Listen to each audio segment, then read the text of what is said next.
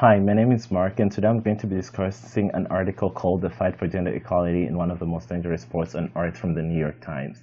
So, this is an article that shows a story of Valentina and her female surfer colleagues who audaciously prevailed for female inclusion and equal prizes with males in surfing championships by showing their valor to accomplish the same height as men did in the championships.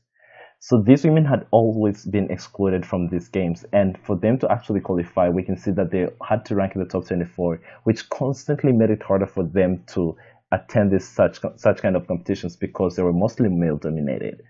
Secondly, we can also see some of the phrases that were implied for the men from the men to the females. So, for instance, they say, "It's too dangerous. You're going to die. What are you doing here?" Which constantly pushed away the females from such kind of games and constantly excluding them.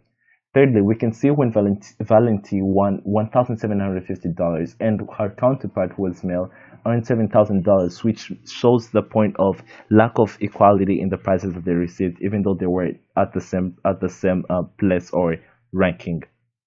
Thirdly, we also see one of the phrases that big waves are masculine, women feminine, which is a straight away phrase that actually shows that women were not necessarily meant for such a kind of games.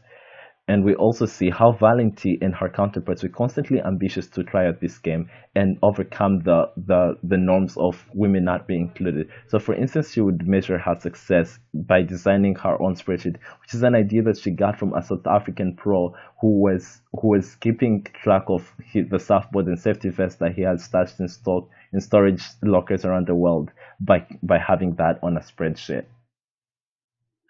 Some of the formal elements in this creative nonfiction is show don't tell. So, for instance, the writer uses some instances that a reader can actually quite relate to. So, for instance, in order to describe a wave, the writer uses imagine standing next to a two-story house and a three-story house, and that is an experience that a writer tries to use for the reader to actually try to imagine or understand the kind of experiences the surfers were going through in order to understand what the writer wants to communicate.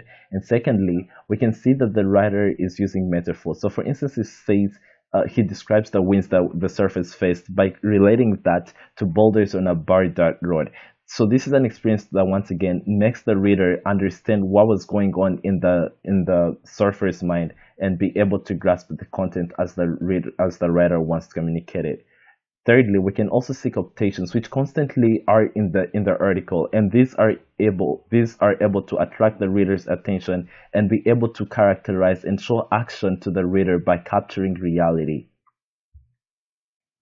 But also we can see the attitudes that the author demonstrates. So, for instance, he uses words like plenty, too big, enormous, extreme risk taking, career defining moments, and these are all phrases or words that are show this kind of word choice definitely proves that the writer was aiming at supporting this kind of movements or extremely showing how these women were able to achieve so much in order for them to be where they were at the.